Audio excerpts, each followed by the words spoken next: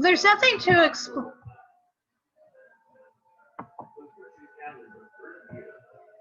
Okay.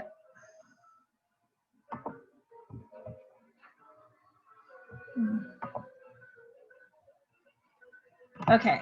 Well, can I just make another basic point? Why did this?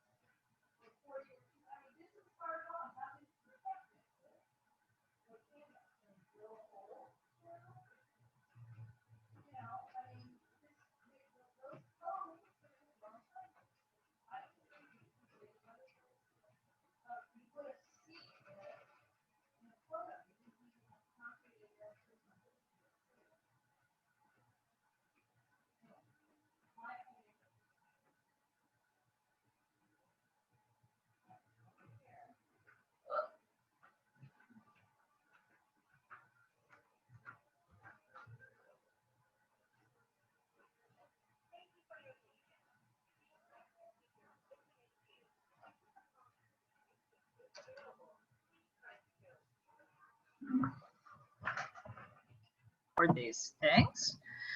So we are being recorded. Hello, my name is Laura Myers. I am the chair of UNNC's, or co-chair now of UNNC's Planning and Zoning Committee. And John, can you introduce yourself?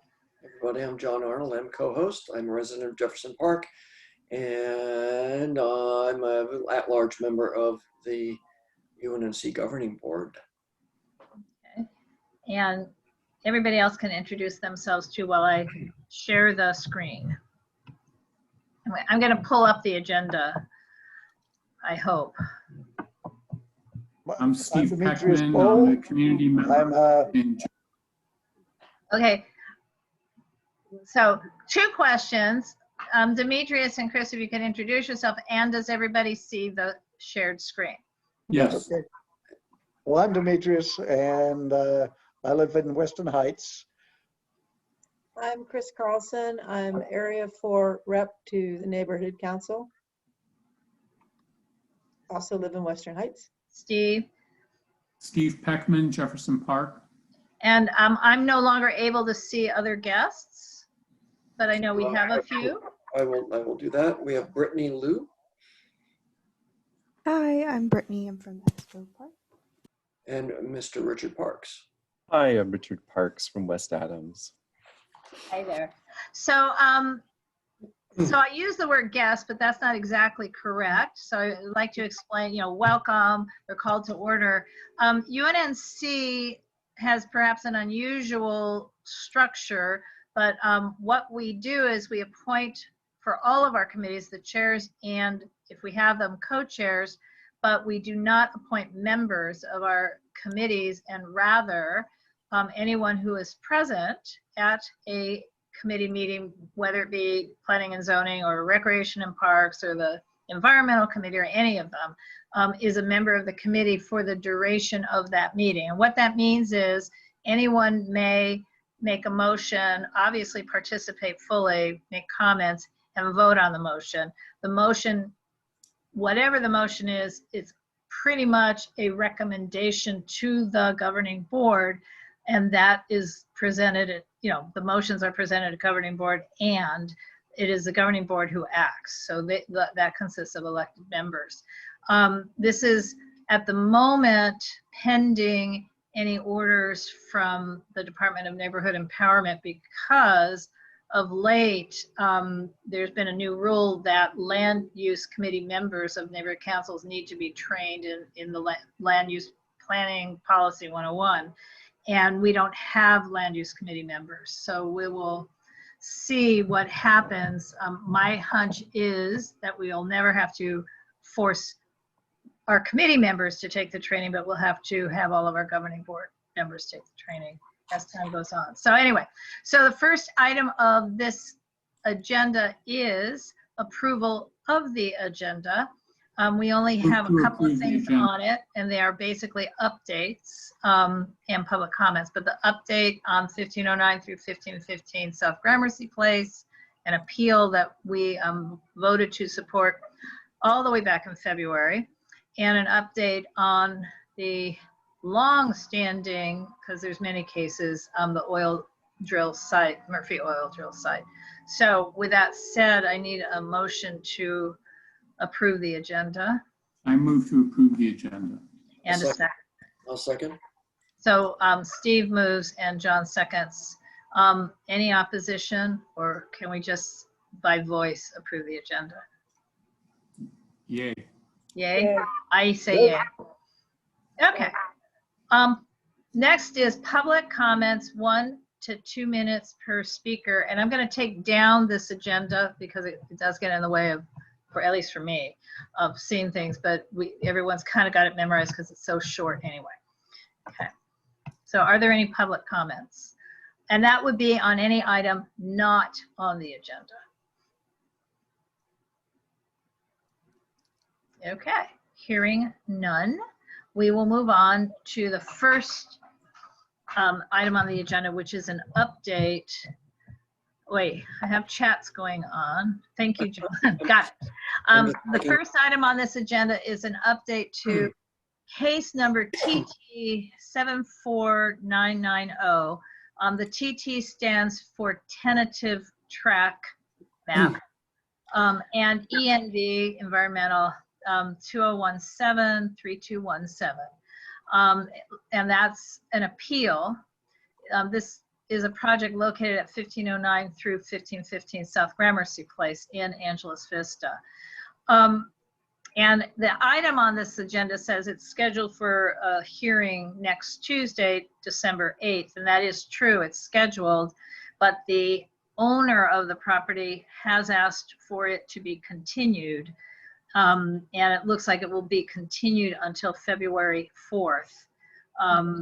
And I don't know why he's asking for it to be continued. And the reason I don't know why he's asking for it to be continued is even though planning and building and safety were not supposed to approve any permits since this had been appealed, they did approve the permits, and the 1904 historical, at least some people say historical building, was demolished, and this is about to top out in its framing.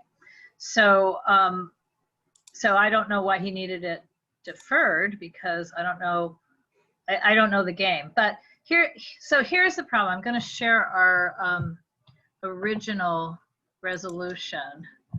And I guess you probably can tell what I think the problem is, which is, why is it that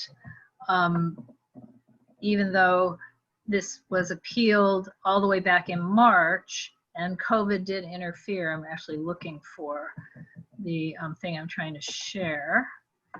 How did they get permits? So the reason UNNC voted on this all the way back in February is it's one of those nutty cases where the guy went out and applied, the developer applied for permits before the character residential overlay district for Angeles Vista was effective. So it had been voted by city council, but the effective date hadn't happened. He applied for the permits to build an apartment building, then applied to make it a condominium, did not apply for a vested V as in Victor TT case. It's just a plain TT case, tentative track map. Came to UNNC sometime in 2018, I believe, The architect said he didn't know it was a condominium. It didn't fit any character for the character residential overlay. They had tenants. He basically, we said, what's happening with the tenants is, oh, we're going to get rid of them, as opposed to saying we're going to use and do the Ellis Act, do any of that. And they had not done any sort of historic assessment. The structure that sadly now was, as opposed to is on the site, was identified as National Register eligible in the Survey LA.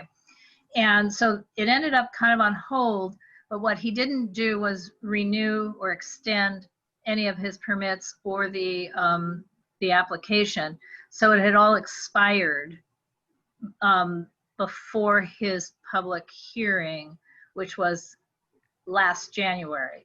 Also, UNNC and the council office did not receive a notice of the hearing. So it was all under the radar. There was a lot of polite screaming and yelling. And so by February 6th, as you can see on this motion, an appeal had been filed to go to the Area Planning Commission. Basically, because it wasn't vested, they were supposed to comply with, under the municipal code, they're supposed to comply with the character residential overlay zone. After the appeal was filed, and John, maybe you'll be surprised and maybe you won't, the planner in charge of this case telephoned the developer and said, uh-oh, your permits and everything are expired, so you don't have vesting. You better hurry up and get them redone. When was this? That would have been around February 12th. Okay. Meaning after the appeal was filed, after we had done our motion. When I say around February 12th, I don't know when the phone call was, but it was probably right around February 12th, because on February 12th, the developer walked back into building and safety and had everything renewed. So the municipal code actually says, for a vesting case, I mean, anybody can go get something renewed when it expires, but for it to be vested, you have to apply for an extension 30 days before expiration. That's what the municipal code actually says. And so obviously he actually applied something like 40 days later. And Steve, I do see your hand. So the point is, we went to the Area Planning Commission hearing. It was revealed that the planning department had done that, but they felt it was okay. The Area Planning Commission went ahead and turned down the appeal, and the appellant immediately then appealed to City Council, because in a tract map case you're allowed to, and then COVID hit. So there's been a lot of machinations ever since, but for some reason, at some point, and I don't know what the point was, the demolition permit was issued anyway, and the construction has commenced. Steve. Oh, you're mute. You have to unmute yourself. I move that we continue to support the neighborhood council's previous position. Right. Do we want to say something stronger would be my question. Demetrius? Well, the motion is to support it. Yeah, we've So already, unless the thing I'm showing you, we've already done, we filed the community impact statement. What I'm showing you is what we did last February. We do not. You've got a motion on the floor, Laura. I know. And either you ask Steve So- if he wants to modify it, or we move forward with the motion that's on the floor. So I have a question for, if you were making a friendly amendment to make this document stronger, what would that be? I was not proposing an amendment to this document. Necessarily. We have a new council member. I think what I'm really proposing would be a letter to the new council member with more details than this, with this attached to it.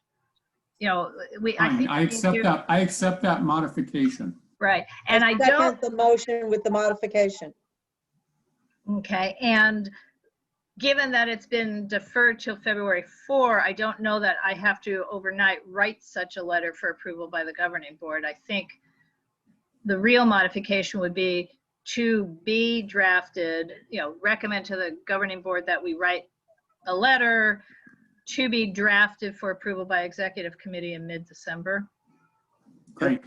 And I would also suggest that when we bring it to the governing board tomorrow, that we can just simply say, we are reinvigorating, resupporting a past motion to limit the time it takes to get this done. Right. Can we express our outrage? I don't know if, Go I don't ahead. know if necessary. I mean, I will say, so sad. I will say the fact that they demolished that house, that the house was demolished, I should say, passive voice, helps us an awful lot on 1537 Wilton when we're trying to say a cumulative effect of too many demolitions, because it's half a block away. So sadly, there's a sort of silver lining to this. But I'd like to call the question. okay, John, were you typing? Because I was not. Oh, I'm sorry. Me, yeah, both of us. So I'm gonna unshare. How do I unshare this thing? I'll do it. Okay. What 'Cause item is it? What item is this on the agenda? This is item, I don't know. Hang on. Number 3. So the Steve Peckman moves to what's the word? See, reinstate, Reaffirm. Restate. Let's say I like reaffirm. Reaffirm is the right word. Right. Reaffirm is very good. The letter written. Right. I think it was reaffirm our position and write a letter explaining the entire background to the new council member. Okay, reaffirm the position of UNNC taken in February.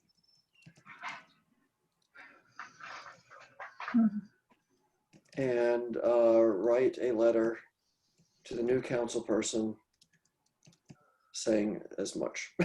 Yeah. Well, saying as much and explain the whole background, because that at that point it was so fresh, and at this point, my gosh, it's a year later, almost. Yes, the amendment was to explain the background. Explain the background. Okay. And John, between you and I, you'll temper my outrage, because I'm frankly totally outraged by this whole thing. So we can. I think we can express some outrage. Shock and dismay, but maybe not outrage. Reaffirm the position. I think the position originally. Dismayed outrage. So I think it's good. So the motion is Steve Peckman moves to reaffirm the position of UNC taken in February of 2020.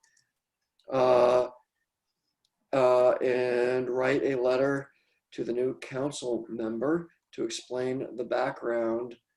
And the UNNC's position. Right. Letter to be approved by executive committee, but that's tomorrow night. I don't think we do that tonight. Okay.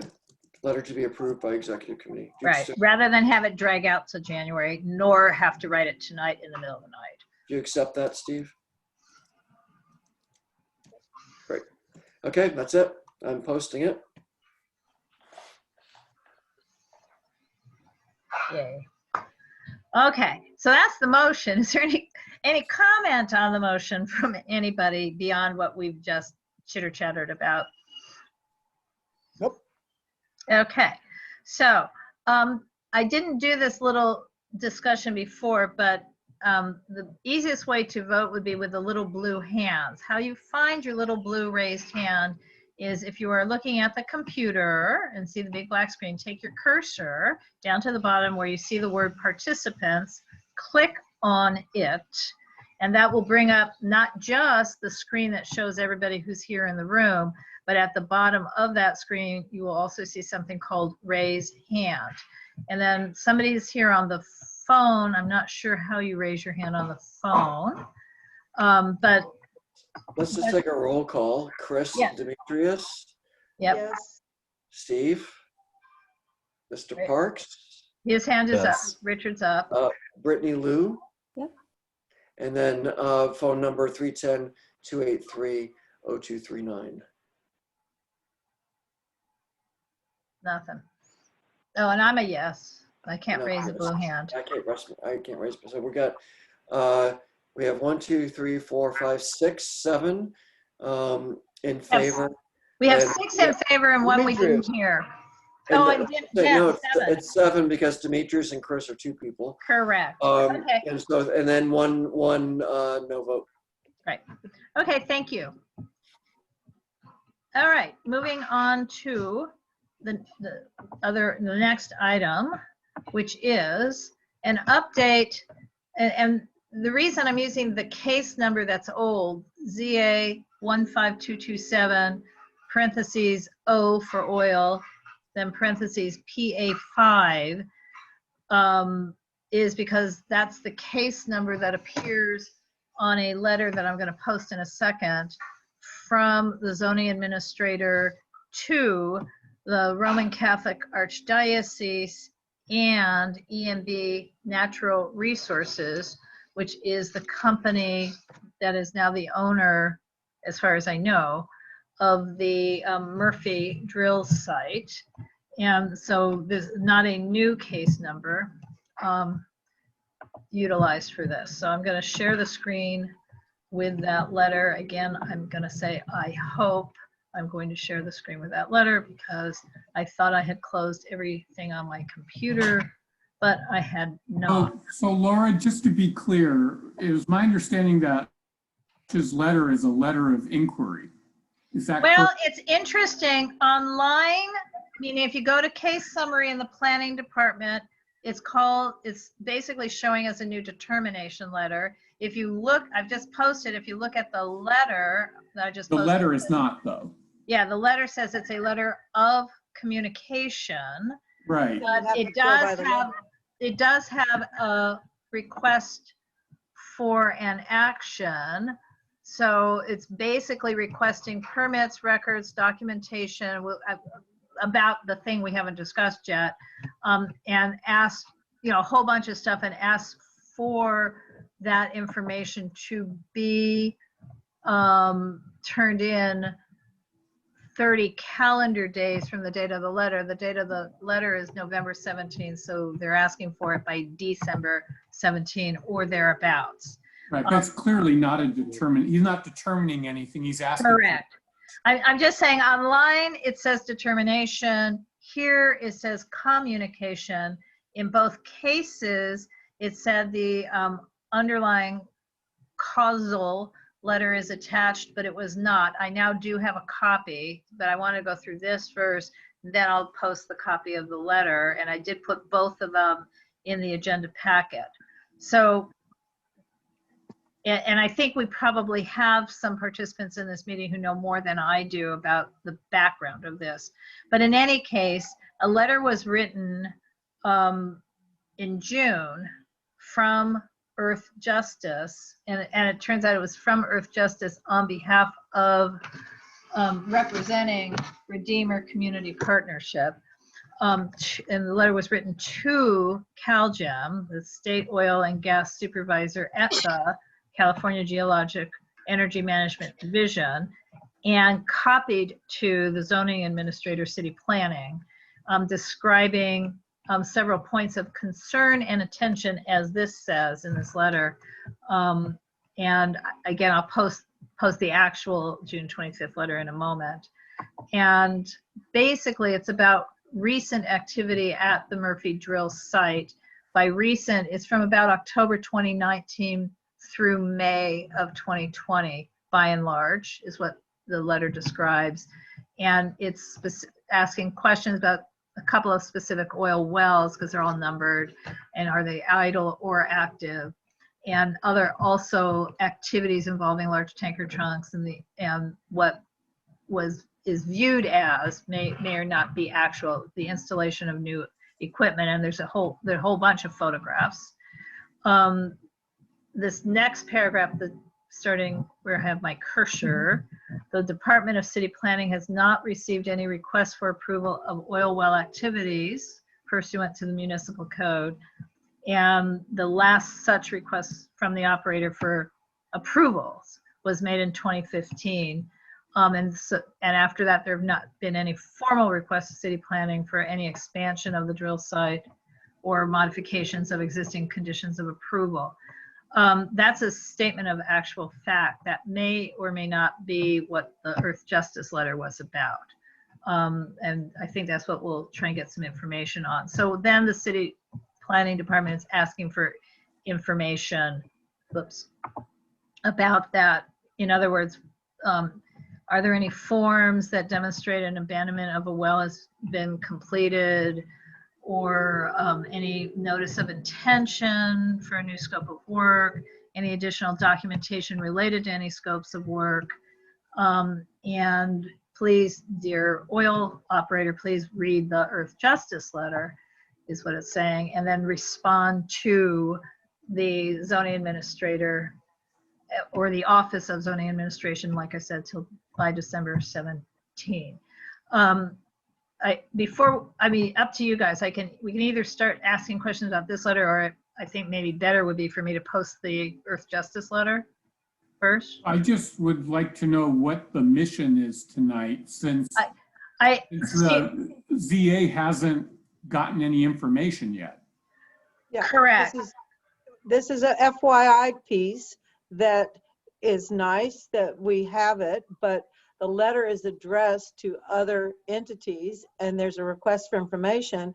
Until that information is tendered and shared, anything would be hypothetical and speculative and kind of Okay, guys. Jumping the gun. not serve any real purpose. Yes, that may be true, that we're not here to necessarily take in action. I will note that our last planning and zoning meeting, we taught people how to use ZMIS, and a couple of meetings ago, we taught the, alphabet soup of planning. This committee doesn't always just take action on cases. We also update people about things. Right. And So at the time of creating the agenda, we still did not have a copy of the Earth Justice letter, and nor have I shared it on this screen for us to know exactly what this item would be. However, we're not likely to have a December 16 meeting. This is probably the only meeting till sometime in January for this committee. And also, however, the planning department did say to me that this Edgar Macedo, if UNNC wants to comment on this, they would welcome the comment. So I don't know if we do, but that's a point. I didn't feel like keeping it a secret. What I see in the letter, and I've just been reading through it, is that this one? just a statement of fact of activities at the well and a request for information by Earth Justice and RCP, Right. the Redeemer Community Project. Right. Let me just post the other letter, and then I know we have people who know about what this letter is on this call, on the Zoom meeting. It's in the agenda package. No, I understand that too. But what I'm saying is Richard's here, and it's possible that some of the other people who are here actually know more than we do about the background of the letter itself. So here's the letter itself. It is in the agenda packet, and there's 7 pages. So maybe Richard, if you're willing to, can explain a little background on this. Why is this letter here? If I can't see who's still here on the meeting though. Here he comes. Hi, Richard. Hello, everyone. Yeah, I think the letter is self-explanatory. There's missing information. There's activities that are kind of not well documented by the regulatory agencies, and this is an effort to really better understand, transparently understand, what is happening at the drill site, and is it permitted?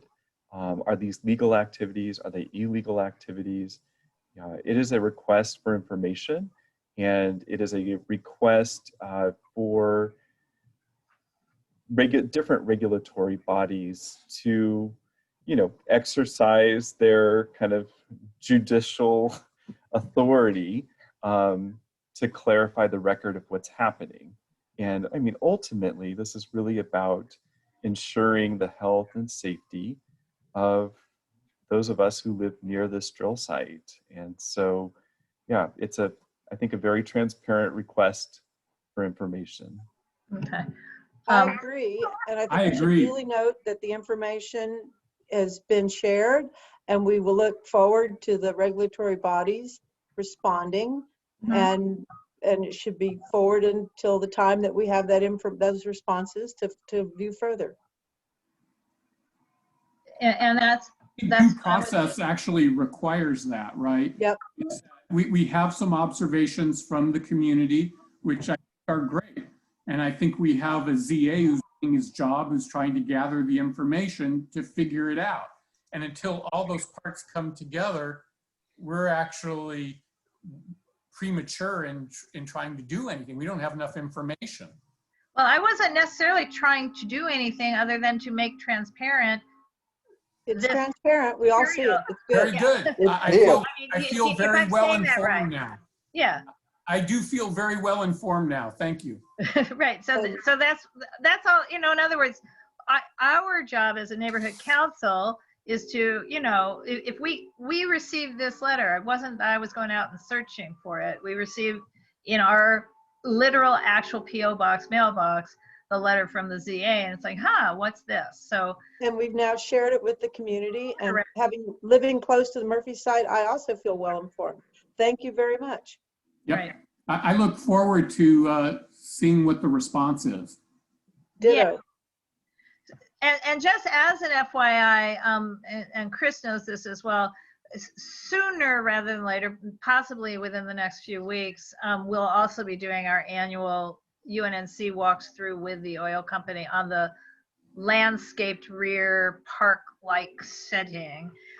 We were going to try and do it in October, but between the fact that the person at CD10 was just not being responsive, and it was 100-some degrees out for days and days and days, it was like, let's just do it a little bit later and see if we can do it. So I'm going to try and do it in the third week of December after we have the new council member. Maybe somebody from the new staff will join us. I don't know, but that's the goal.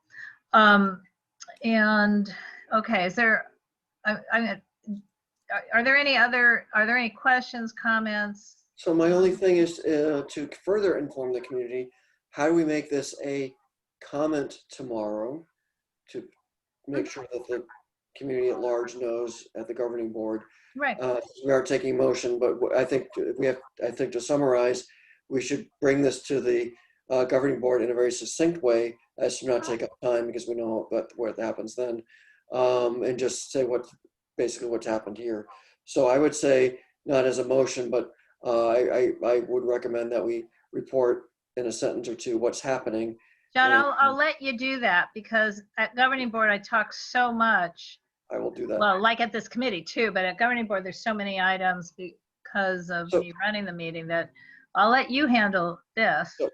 So just to be clear, the activity that was noted, was that by Earth Justice or was that by a community member? I think this, Richard, if I'm not mistaken, wouldn't this be by somebody who lives with this bird's eye view and has a camera?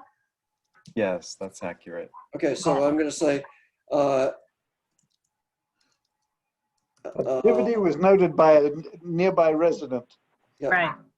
But so the only concern I have, Richard, I mean, if you'll share it backwards or share it, with yourself, this documents stuff from October of 2019 through April or May of 2020. My concern is if any of this was concerning, why, let's not hold back. The next time, if you would ask the person who's documenting, if you see something that troubles you, please let people know then, and not hold, let's not wait another 8 or 9 months, because if any of this was serious, and it may be, this was kind of kept not without questions for all that time. So that's the only thing. That's my concern. So my meeting note on item number 4 is information only Right. about recent activity noted by community members at the Murphy Oil site on Adams Boulevard, and as reported to Earth Justice in a letter by Earth Justice, Right. in a letter to the City Geological Management Department, to be reported to UNC Governing Board by me. No motion, no action. Correct. You need that seconded? No, No, because it's not a motion. Right. Yeah, this is just, John's just confirming what he's reporting tomorrow night. So, and the reason we're doing this is just make everything very transparent. Sounds good. Okay. Yep, stopping the share. Right. No, it's interesting. Everybody wants tomorrow night's meeting to be really short. I, however, just really want anybody who's going to that meeting, John, to make sure they wear their crazy holiday sweater so I'm not the only one. I have a holiday mask that I just Good, got. fine. Anything so that I'm not the only So, one. Laura, it is our mission to help you make the meeting as short as possible. Yes, So we're I trying to- understand. We're shortening it as we go. I mean, there's already one or two things that are on the agenda that have been tabled, not from tonight, but other items on that agenda. I like having a summary at the end of each item in this meeting, how we report it and how we're managing the Right, time spent on it. right. Chris? While Richard's here, I just wanted to comment very favorably on the educational package that you guys put together for the community. It's extremely succinct. It walks people through all of the different complexities of school choice, and it's really well done. And I have shared it with others. I just wanted to comment very favorably that was a job well done and a great resource to the community at large. And we appreciate the effort it took to put that together. Thank you very much. Yeah, thank you, Chris. I appreciate that. What is this? They have an online sort of walkthrough for any parent about school choice, the process, the different, how to seek additional information, how all the different choices and in terms of school choice, kind of how they're administrated and have different timelines and different application processes. And it's just very clear. It's just a good walkthrough that is super user friendly and gives you lots of ways to find out more information on individual schools, but it puts anyone who reads it on a level ground in terms of the information you need to fully understand the process. And it was extremely well done.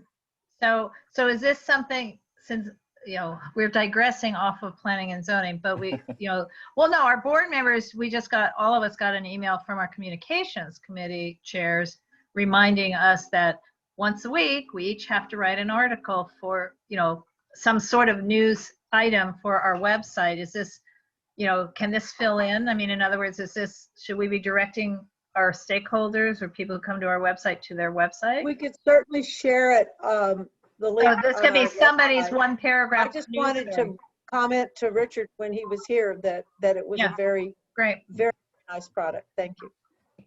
So Richard, would you send me the link? You have my email. Sure, I can do that. When you have a moment. Sure. Thank you. Not this second, not in chat. I mean, send me the link because, one of the things UNNC is doing is trying to share lots of information about, stuff in the neighborhood, not just COVID, although we're back in that game. It's not a game, but we're back in that news sharing. So, okay. All right.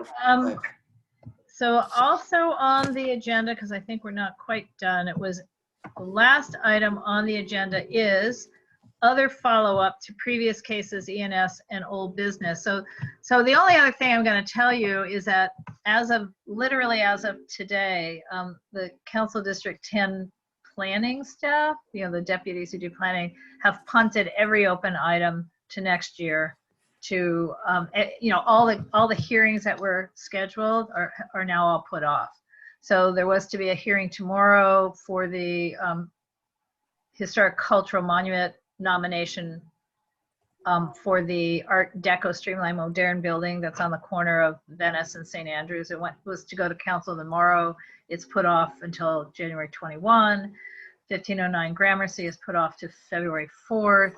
1537 Wilton Place is put off till January 21. I mean, in other words, they've just punted everything to the new regime. They aren't the only ones in the country who are punting their responsibilities till the new regime comes in.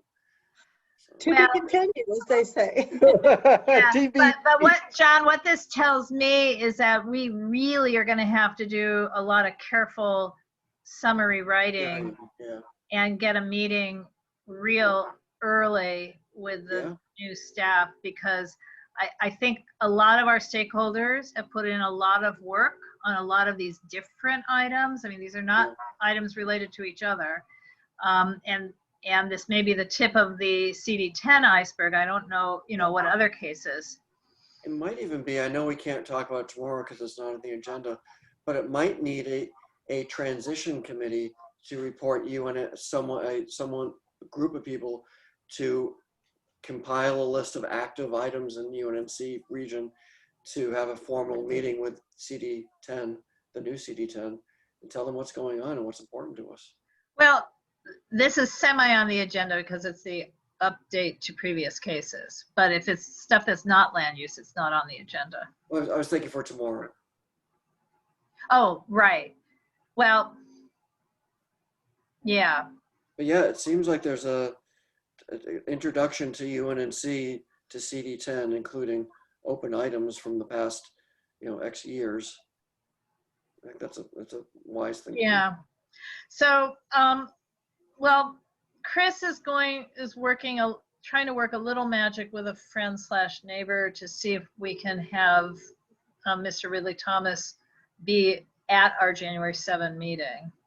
We'll see if that works. We'll make the ask. We'll make the ask. That's not really quite the same thing. I'm feeling really uncomfortable about all of these open cases because the only reason they're open cases at this point is because of the pandemic. These are all things that trace back. I mean, that historic cultural monument nomination goes back to October of 2018 is when we voted on it. Not 19, but 18. It is what it is. It is what it is. Yep.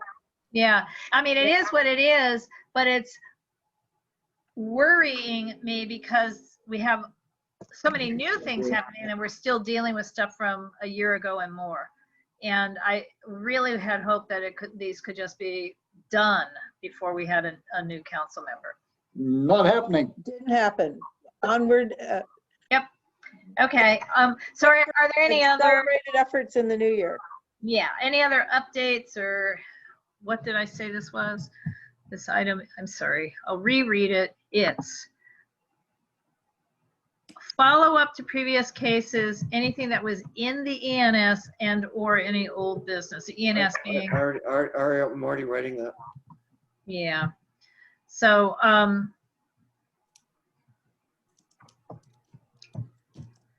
okay, so the only other thing that was in the ENS, but it probably is not very pertinent to us, is sort of an announcement that and John, this would be of more interest to you, that they're working on the draft DIR for the housing element.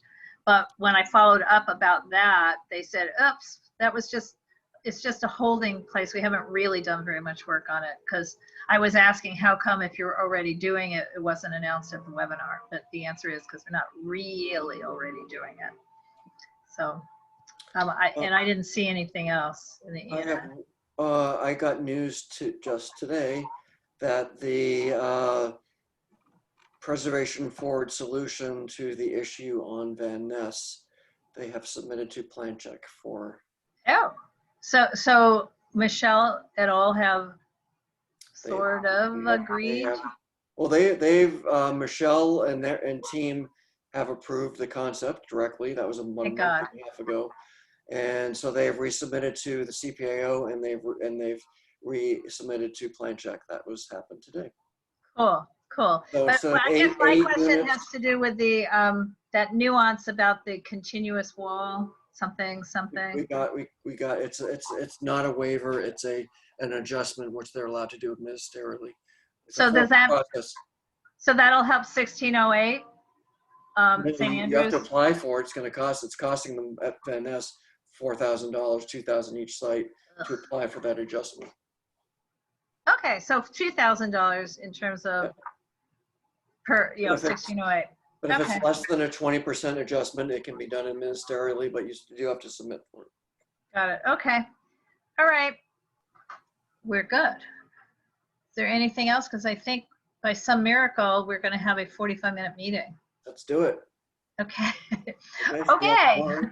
Thank you, Chris and Demetrius. I know you're still here even though you're off video and you're muted. And I saved the chat, Laura. Did you do that also? well, I don't need to because it automatically, since I'm recording the meeting. Okay. And I'm hoping, John, that we don't have to have a December 16 meeting. Me too. But then conversely, I'm feeling like, gee, UNNC ought to be funding some food for the holidays. And the only way that might happen is if we have a special board meeting. And the only date I can think of would be what? December 16th. So, but it's not likely to happen because Greg would be kind of having a cow. Okay, let's keep it in the 40s here. Okay. All right. Bye.